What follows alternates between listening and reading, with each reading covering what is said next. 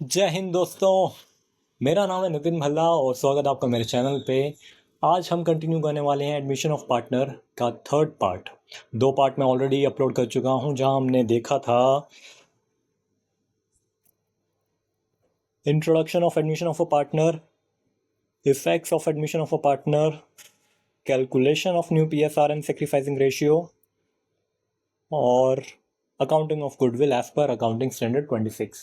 पिछले दो पार्ट्स में हम यहाँ तक सब कुछ कवर कर चुके हैं और आने वाले पार्ट्स में हम बाकी भी कवर कर लेंगे। और आज केवल हम एक टॉपिक कवर करने वाले हैं and it is revaluation of assets and reassessment of liabilities.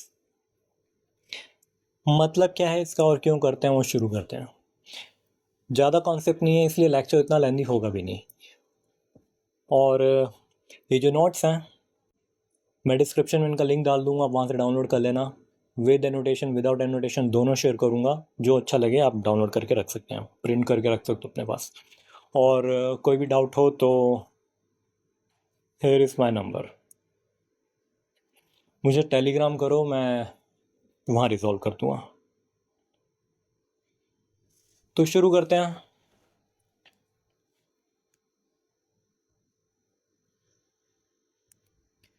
Revaluation of assets and reassessment of liabilities, इसका मतलब क्या है? मतलब में इतना कुछ खास है नहीं, सिंपली एसेट्स को रीवैल्यू करा जा रहा है एडमिशन डेट पे। नया पार्टनर जब हम एडमिट कर रहे हैं तो एडमिशन डेट पे हम फर्म के एसेट्स को रीवैल्यू कर रहे हैं। सिमिलरली लायबिलिटीज़ को भी रीअसेस किया जा रहा है कि उन्हें भी कुछ बढ़ाने या घटाने की ज़रूरत है या नहीं है। एसेट्स में भी हम यही देख रहे हैं। तो देखते हैं सबसे पहले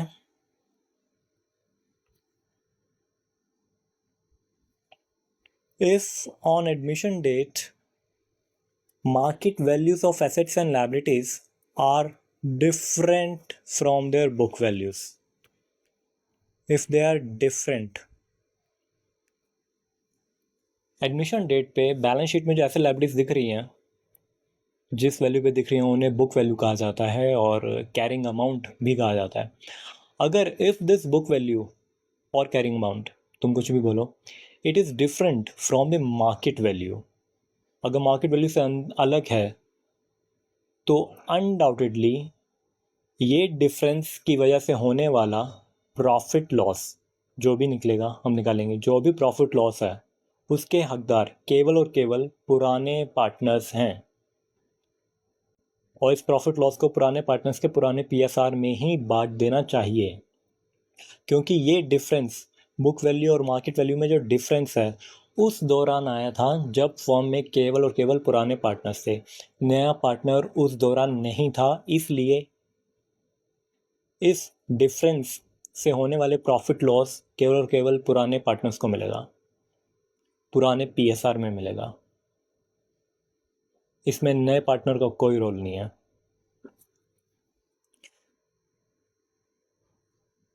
दोबारा पढ़ लेते हैं एक बार। If on admission date market values of assets and liabilities are different from their book values, then assets and liabilities are brought to their market value. हम बैलेंस शीट में एसेट लायबिलिटीज को उनकी मार्केट वैल्यू पे लेके आएंगे।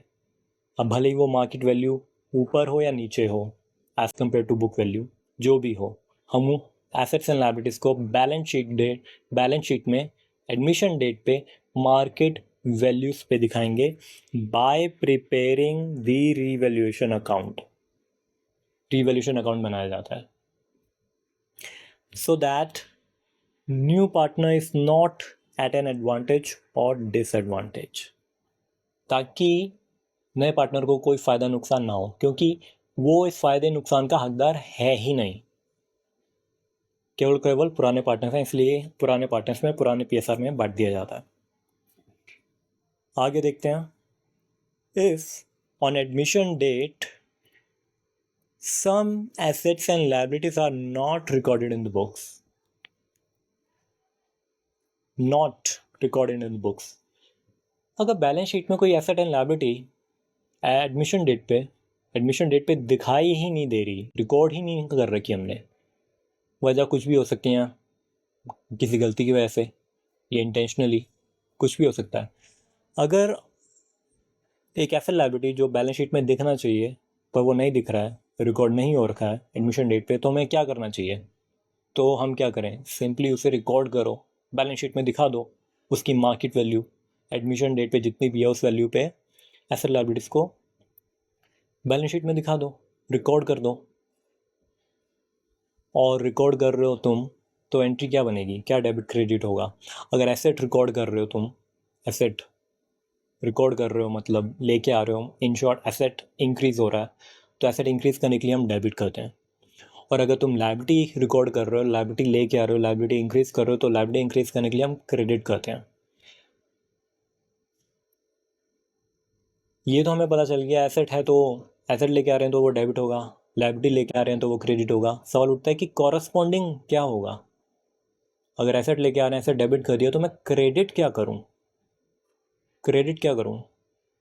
Revaluation account credit किया जाएगा। हमने ठीक ऊपर पढ़ा कि एक रीवैल्यूएशन अकाउंट बना के एसेट एंड लायबिलिटीज़ को मार्केट वैल्यू पे लेके लाया जाता है, इन शॉर्ट। तो देखते हैं, एक बार फिर पढ़ते हैं। और if on admission date some assets and liabilities are not recorded in the books, then these assets and liabilities are recorded in the books through the revaluation account। यहाँ पे मैंने उतनी डिटेल में एंट्री नहीं दी है क्योंकि वो बहुत ही ऑब्वियस है। आगे अब देखते हैं, if market value of asset is more then it's book value, asset की मार्केट वैल्यू ज़्यादा है और बुक वैल्यू कम है, तो मैंने ये बताया कि हमें मार्केट वैल्यू पे लेके आना है, तो हम इतने डिफरेंस से एसेट को इंक्रीज़ कर देंगे जिसके लिए उसे डेबिट किया जाएगा एसेट को। कॉरस्पॉन्डिंग क्या किया जाएगा फिर? कॉरस्पॉन्डिंग में रीवैल्यूएशन अकाउंट क्रेडिट हो जाएगा, वो भी एंट्री यही बनेगी, एसेट अकाउंट डेबिट हो जाएगा डिफरेंस से, कॉरस्पॉन्डिंग रीवैल्यूएशन अकाउंट। अगर मार्केट वैल्यू एसेट की कम है बुक वैल्यू से, मार्केट वैल्यू यहाँ है, बुक वैल्यू यहाँ है, तो हमें मार्केट वैल्यू पे दिखाना है एसेट को, और एसेट को रिड्यूस करना पड़ेगा इतने से, और रिड्यूस करने के लिए हम क्या करेंगे, उसे क्रेडिट करेंगे। कॉरस्पॉन्डिंग क्या होगा? Revaluation account. एसेट को क्रेडिट किया डिफरेंस से और कॉरस्पॉन्डिंग रिवैल्यूएशन अकाउंट। नेक्स्ट देखते हैं, if market value of liability is more then it's book value, market value liability की ज़्यादा है, बुक वैल्यू कम है, तो हमें डिफरेंस से लायबिलिटी को बढ़ाना पड़ेगा, और लायबिलिटी को बढ़ाने के लिए क्या किया जाता है? क्रेडिट किया जाता है, कॉरस्पॉन्डिंग रिवैल्यूएशन अकाउंट।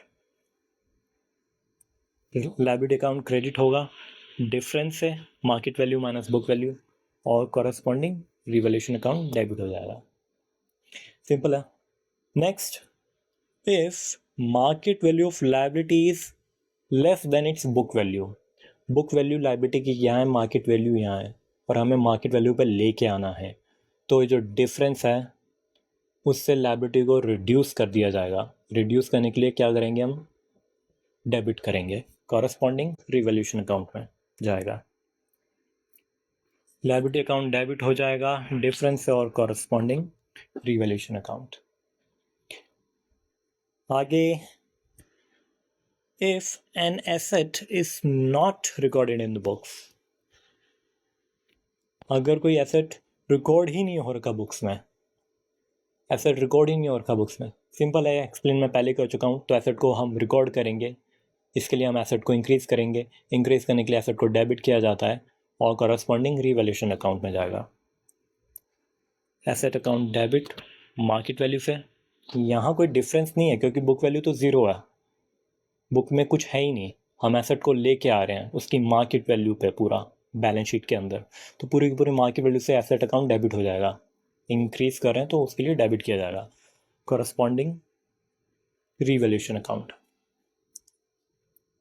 नेक्स्ट देखते हैं, if liability is not recorded, अगर लायबिलिटी रिकॉर्डेड नहीं है तो क्या होगा? लायबिलिटी को रिकॉर्ड करने के लिए लायबिलिटी इंक्रीज करेंगे, लायबिलिटी इंक्रीज करने के लिए क्या किया जाता है? क्रेडिट किया जाता है, और कॉरस्पॉन्डिंग रिवैल्यूएशन अकाउंट में लायबिलिटी क्रेडिट मार्केट वैल्यू से, कॉरस्पॉन्डिंग रिवैल्यूएशन अकाउंट। ये उतना कॉम्प्लिकेटेड नहीं है अभी, आगे देखते हैं। If total of credit side of revaluation account is more than the total of debit side, ये जो अभी हमने ऊपर एंट्रीज करी हैं रिवैल्यूएशन अकाउंट की, रिवैल्यूएशन अकाउंट कई बार डेबिट किया, कई बार क्रेडिट किया, तो अब ये देखना है कि टोटल में जो मिसमैच कहाँ पर आ रहा है। अगर क्रेडिट साइड ज़्यादा है, अगर क्रेडिट साइड ज़्यादा है और डेबिट साइड कम है, तो simply it is a revaluation gain. हमने, अगर तुम ऊपर वाली एंट्रीज में ऑब्जर्व करोगे तो रिवैल्यूएशन अकाउंट जब जब हमें फ़ायदा दिखाई दिया तो हमने रिवैल्यूएशन अकाउंट को क्रेडिट किया, जब जब नुकसान दिखाई दिया तो हमने रिवैल्यूएशन अकाउंट को डेबिट किया।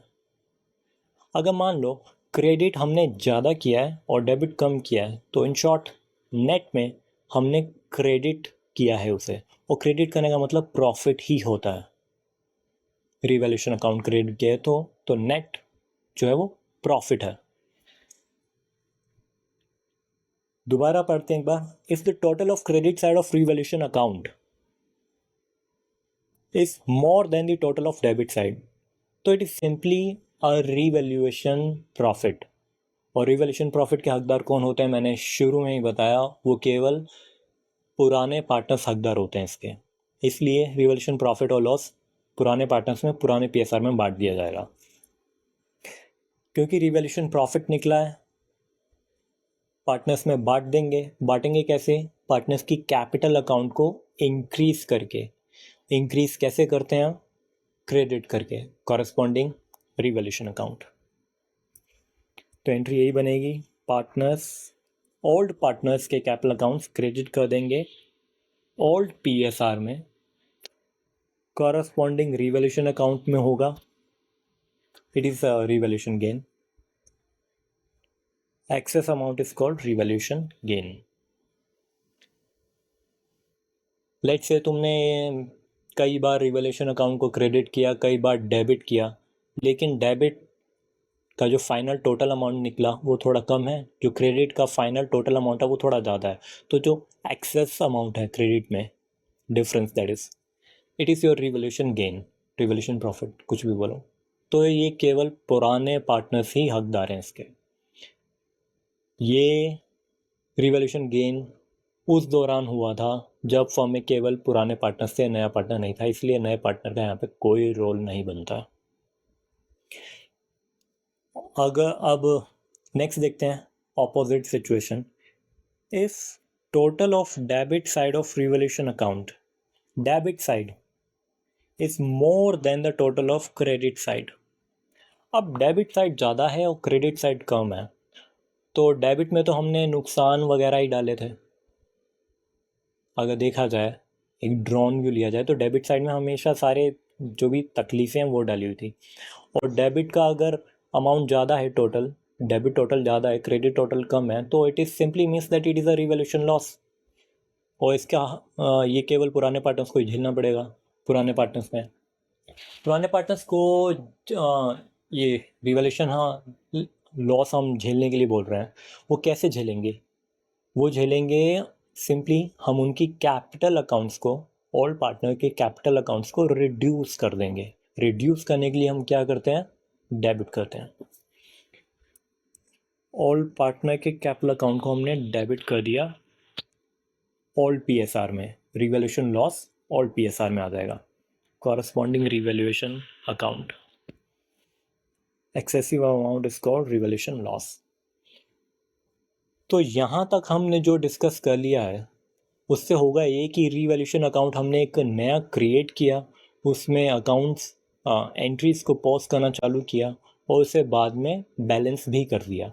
इन शॉर्ट वो क्लोज हो चुका है। रिवॉल्यूशन प्रॉफिट लॉस अगर तुमने निकाल के ऑल पार्टनर्स के पीएसआर और पुराने पीएसआर में उनके अकाउंट्स में भेज दिया तो अभी रिवॉल्यूशन अकाउंट क्लोज हो गया है, यहाँ पे उसका कोई वजूद नहीं है। और इसी के साथ एसेट्स एंड लायबिलिटीज़ का रीवैल्यूएशन एंड रीअसेसमेंट कंप्लीट हो जाता है। अब आगे जो तुम्हें दिखाई दे रहा है वो कुछ थोड़ी सी हट के थोड़ी सी अलग बातें हैं, उन्हें भी देखते हैं। If revaluation account is prepared, अगर तुमने रीवैल्यूएशन अकाउंट बना दिया एडमिशन डेट पे तो क्या होगा?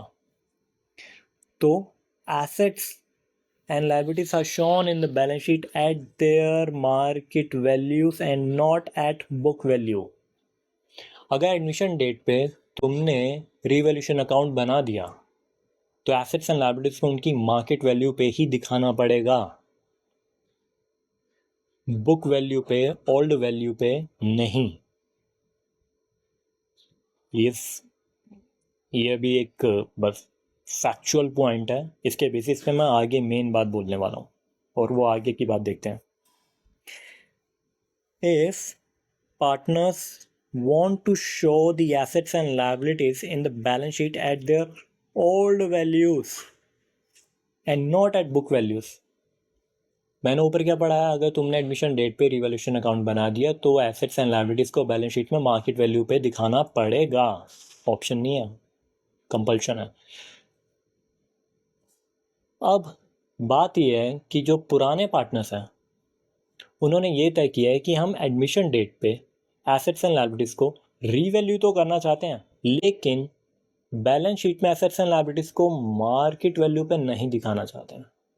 वो कह रहे हैं हम मार्केट वैल्यू पे नहीं दिखाएंगे, हम बुक वैल्यू जो ओल्ड वैल्यू है उसी पे ही दिखाना चाहते हैं। समझ रहे हो? मतलब रिवैल्यूएशन करवाना भी चाहते हैं और बैलेंस शीट में पुरानी वैल्यू ही दिखाना चाहते हैं। तो ऐसा कैसे हो सकता है? तो हो सकता है इसके लिए हम रीवैल्यूएशन प्रॉफिट लॉस कैलकुलेट करेंगे बिना रीवैल्यूएशन अकाउंट बनाए। रीवैल्यूएशन अकाउंट नहीं बनाया जाएगा, रीवैल्यूएशन प्रॉफिट लॉस कैलकुलेट किया जाएगा टेबल या कोई तुम स्टेटमेंट बोल लो, छोटा सा ही बनता है, टैबुलर फॉर्म में या स्टेटमेंट फॉर्म में रिवैल्यूएशन प्रॉफिट लॉस को कैलकुलेट किया जाएगा। सबसे पहले तो रिवैल्यूएशन अकाउंट नहीं बनाया जाएगा। टैबुलर या स्टेटमेंट फॉर्म का इस्तेमाल करके रिवैल्यूएशन प्रॉफिट लॉस निकालो और जो मिल जाए रिवैल्यूएशन प्रॉफिट लॉस वो केवल और केवल पुराने पार्टनर्स ही हकदार हैं उसके।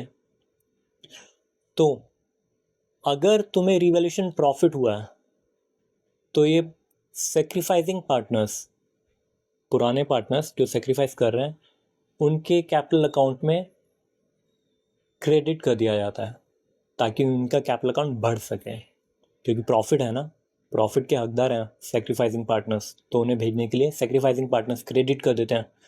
और जो गेनिंग पार्टनर हैं, गेनिंग पार्टनर कौन होगा? सोचो, gaining partner is simply the new partner. जो नया पार्टनर एडमिट हो रहा है वो गेनिंग पार्टनर है, उसका कैपिटल अकाउंट हम रिड्यूस कर देते हैं डेबिट करके। समझ रहे हो? पढ़ते हैं दोबारा एक बार पढ़ो। If partners want to show the assets and liabilities in the balance sheet at their old values, market value नहीं, तो क्या क्या जाएगा? तो फिर revaluation gain and loss is calculated without preparing the revaluation account। बिना रिवैल्यूएशन अकाउंट बनाए तुम्हें रिवैल्यूएशन प्रॉफिट लॉस निकालना पड़ेगा। टैबुलर फॉर्म इस्तेमाल करो, स्टेटमेंट फॉर्म निकालो, जैसे भी निकालो यार, बस अकाउंट मत बना देना।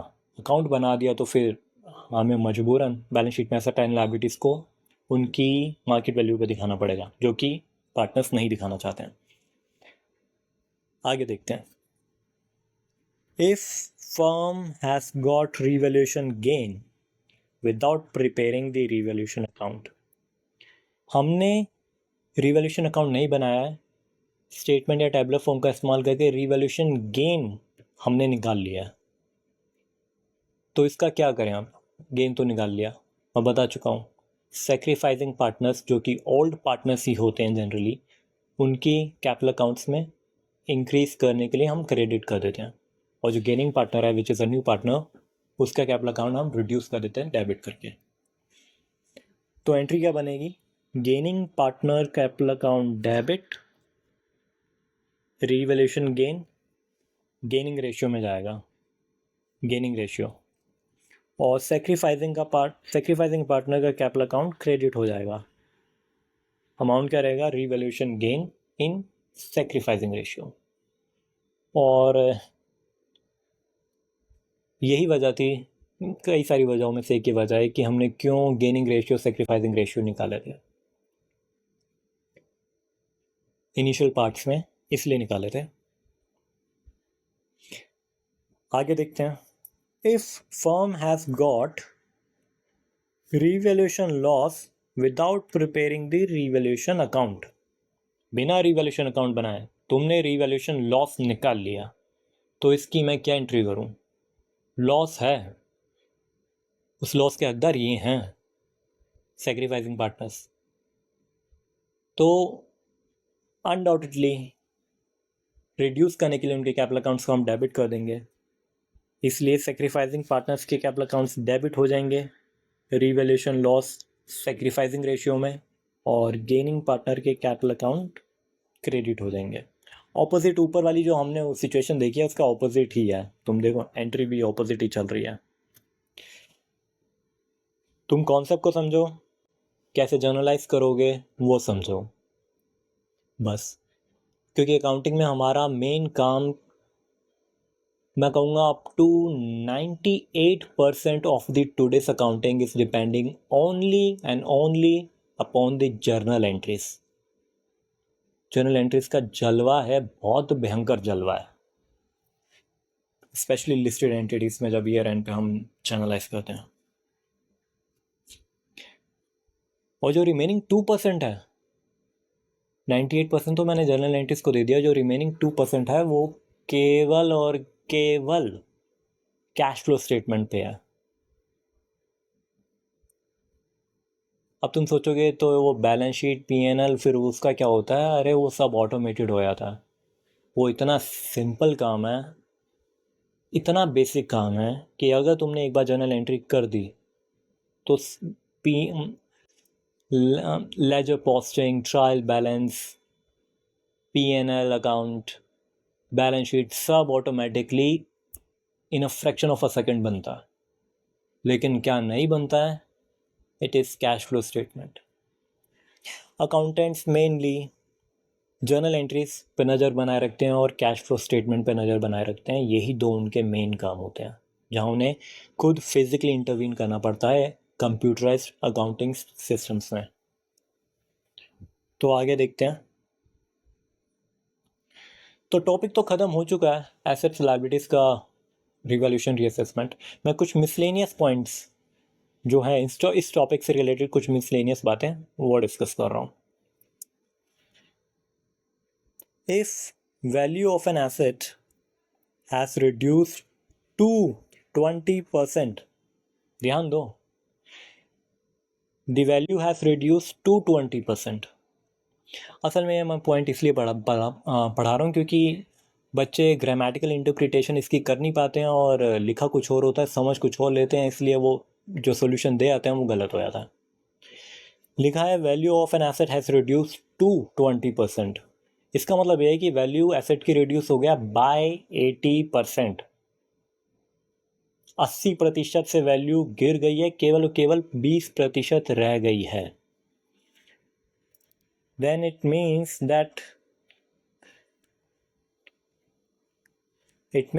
Value has reduce by 80%, by 80%। यहाँ पे 2 बाय में ना अक्सर स्टूडेंट्स गलती कर देते हैं, तो मैंने एक छोटा सा पॉइंट डाल दिया ताकि एक किस्म से तुम्हें रिमाइंडर मिल जाए कि यार ये सिली मिस्टेक नहीं करनी।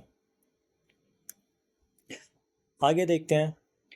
If firm has maintained provision for doubtful debt, provision for doubtful date, कुछ डेट से कलेक्शन होने में हमें डाउट्स होते हैं, क्योंकि हर कस्टमर है, इतना अपनी क्रेडिट वर्दीनेस सब हर एक कस्टमर की अच्छी नहीं होती, तो हमें कई बार डाउट होते हैं कि पैसा अब मिलेगा भी नहीं मिलेगा। तो जिनसे हमें पैसा नहीं मिलने की उम्मीद होती है, डाउट होता है, तो हमें पता है कि कल को इससे पैसा नहीं मिला तो नुकसान हो जाएगा, तो उस नुकसान की हम आज ही तैयारी कर लेते हैं प्रोविज़न के तौर पे। एक प्रोविज़न बना लेते हैं, एक प्रॉफिट में से, बिज़नेस के प्रॉफिट में से थोड़ा सा प्रॉफिट साइड में निकाल के रख लेते हैं, ये सोच के कि कल को अगर पैसा नहीं दिया उसने तो हमें नुकसान हो जाएगा, तो उस नुकसान की भरपाई हम इस प्रोविज़न से कराएंगे, ना कि प्रॉफिट एंड लॉस से। कस्टमर से पैसा नहीं हुआ है, नुकसान हो गया, तो ये नुकसान हम P&L अकाउंट में नहीं डालेंगे, प्रोविज़न जो बना रखा है उससे इस नुकसान को झेलने की कोशिश करेंगे। खैर, ये तो था कि प्रोविज़न फॉर डाउटफुल डेट क्या होता है। अब मैं पढ़ाना ये चाह रहा हूँ कि फर्म ने प्रोविज़न फॉर डाउटफुल डेट बना रखा है, ठीक है, and all debtors are good, सारे डेटर्स अच्छे हैं। ये एडमिशन डेट की बात हो रही है, प्रोविज़न फॉर डाउटफुल डेट तो तुमने बना रखा है, बैलेंस शीट में दिख रहा, और एडमिशन डेट पे मेरे को ये भी पता चला कि मेरे सारे डेटर्स बहुत बढ़िया हैं, सबसे कलेक्शन हो जाएगा, कहीं पैसा कुछ नहीं डूबेगा, तो भाई वो प्रोविज़न फॉर डाउटफुल डेट बनाने का कोई फिर फ़ायदा नहीं है, वो फालतू में तुमने बना के रखा हुआ है। मैंने बताया ना, प्रॉफिट में से निकाल के प्रोविज़न बनाया जाता है, और ये प्रोविज़न कब बनाया होगा? एडमिशन डेट से पहले बनाया होगा, एडमिशन डेट से पहले के प्रॉफिट में से निकाल के प्रोविज़न बनाया होगा, और ये प्रॉफिट के हकदार एडमिशन डेट से पहले पुराने पार्टनर्स होते हैं। अगर एडमिशन डेट पे मुझे आज पता चलता है कि भाई मेरे को तो प्रोविज़न की ज़रूरत ही नहीं है क्योंकि मेरे सारे डेटास अच्छे हैं, प्रोविज़न की ज़रूरत ही नहीं है क्योंकि मेरे सारे डेटास अच्छे हैं, तो भाई प्रोविज़न ये ख़त्म करो। ख़त्म करने के लिए प्रोविज़न रिड्यूस कर देंगे, रिड्यूस करने के लिए उसे हम डेबिट कर देंगे। डेबिट तो कर देंगे, बहुत अच्छा। कॉरस्पॉन्डिंग क्या करेंगे?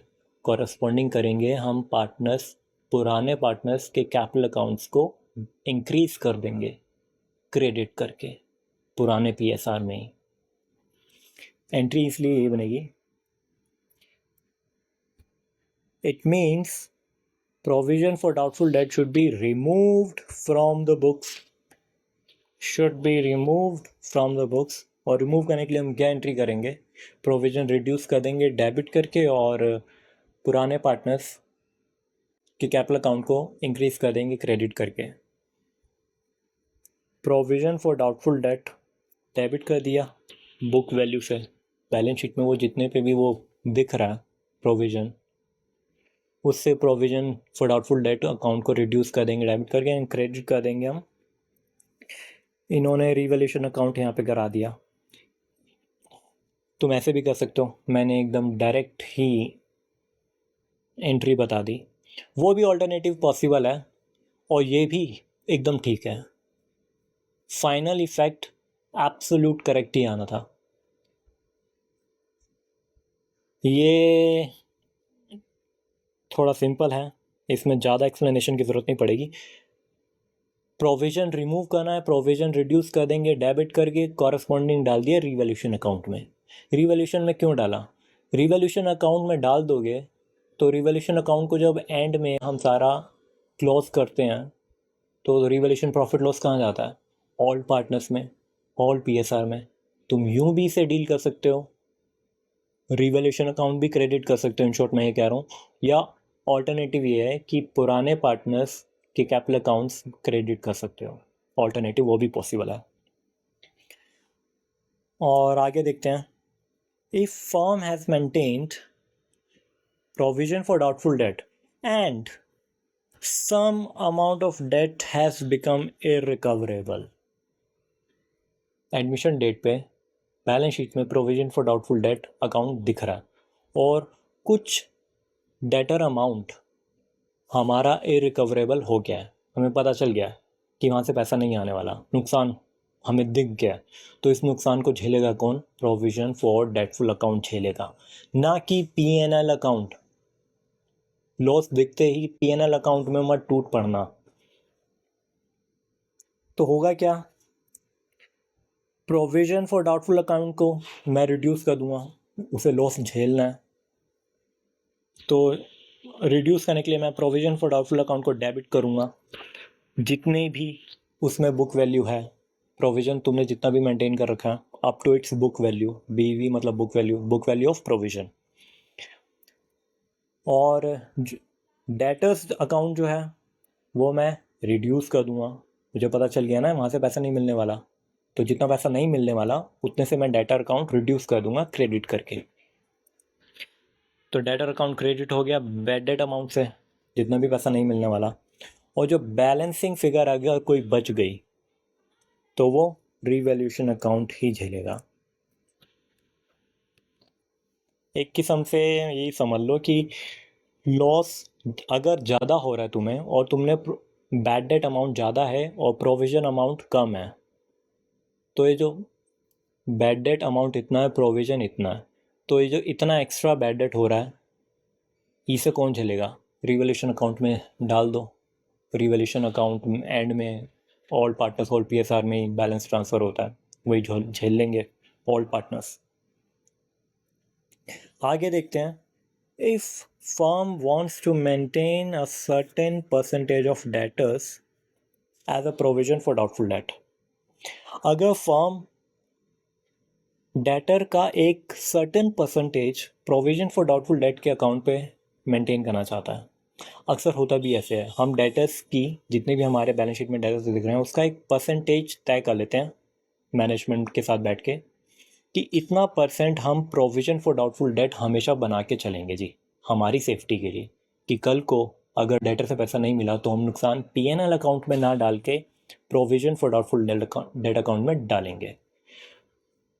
अब मान लो वही यही डिस्कस हुआ है, if firm wants to maintain a certain percentage of debtors as provision for doubtful debt, वो प्रोविजन बनाना चाहते हैं as a certain percentage of debtors and book value of provision should be if more than the book value of provision is। इसे grammatically, ये जो line है इसे grammatically जज मत करना, क्यों ये ग्रामेटिकली एक्यूरेट है भी नहीं, ना ही मैंने रखी है इंटेंशनली। मैं लिखना यहाँ पे ये चाह रहा हूँ कि तुमने तो ये तय कर लिया कि हम डेटर्स का एक सर्टेन परसेंटेज प्रोविजन के तौर पे हमेशा मेंटेन करके चलेंगे। अब मान लो प्रोविज़न कैलकुलेट किया हमने, सर्टेन परसेंटेज ऑफ डेटर के तौर पे कैलकुलेट किया और प्रोविज़न का हमें पता चला कि प्रोविज़न हमारी किताबों में इतना होना चाहिए, लाइक से 10,000 इतना होना चाहिए। तो book value of provision should be इतना होना चाहिए, और book value of provision in the books is इतना है। प्रोविज़न किताबों में जो दिख रहा है वो कम है और प्रोविज़न जो दिखना चाहिए किताबों में वो ज़्यादा है। तो हम क्या करें, सिंपली डिफरेंस से प्रोविज़न को इंक्रीज़ कर देंगे। प्रोविज़न इंक्रीज़ करेंगे क्रेडिट करके और कॉरस्पॉन्डिंग कहाँ जाएगा, रिवैल्यूएशन अकाउंट में।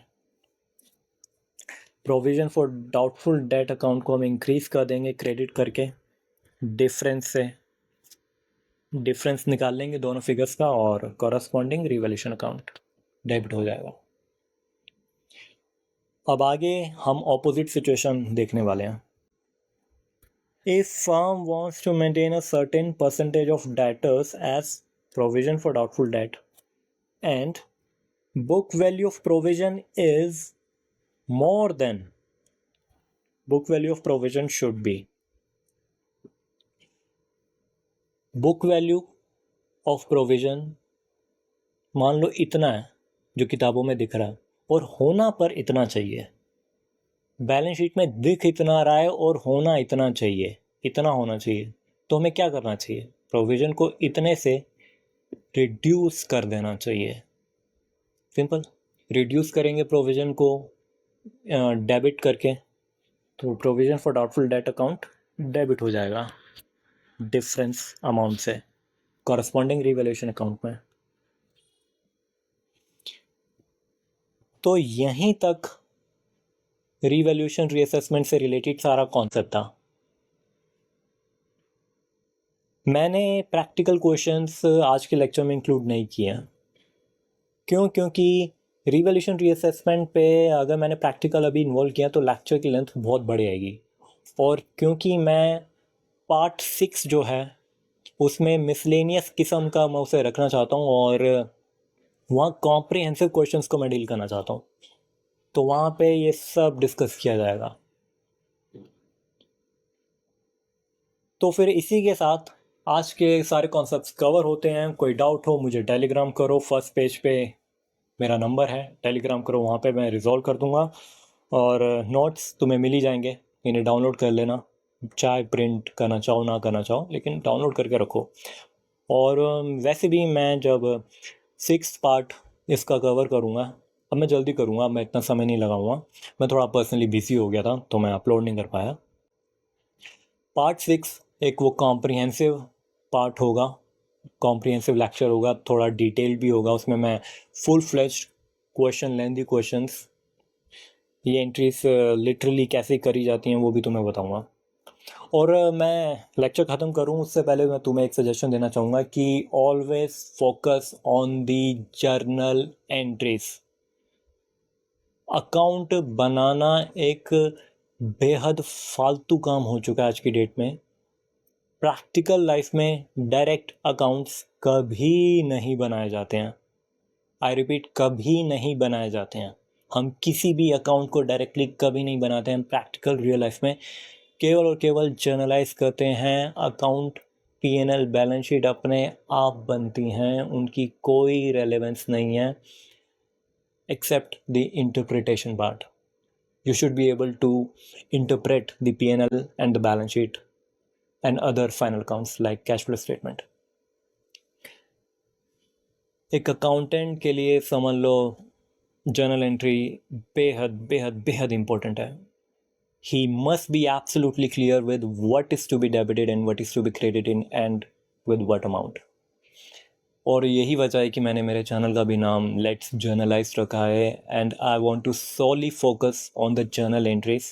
मैं तुम्हें अकाउंट नहीं बनाने सिखा रहा हूँ कि अकाउंट कैसे बनता है, नहीं, उसकी कोई रेलेवेंस नहीं है। और जब मैं 6 पार्ट में फुल फ्लेश्ड क्वेश्चंस को इन्वॉल्व करूँगा, डिस्कस करूँगा, तो वहाँ मैं तुम्हें बताऊँगा कि जर्नल एंट्रीज कितनी इंपॉर्टेंट है और पीएनएल बैलेंस शीट कैसे केवल और केवल जर्नल एंट्रीज के दम पे बनाए जाते हैं। तो विद दिस ये लेक्चर ख़त्म होता है। जल्दी मिलेंगे अगले पार्ट में, तब तक के लिए जय हिंद, जय भारत।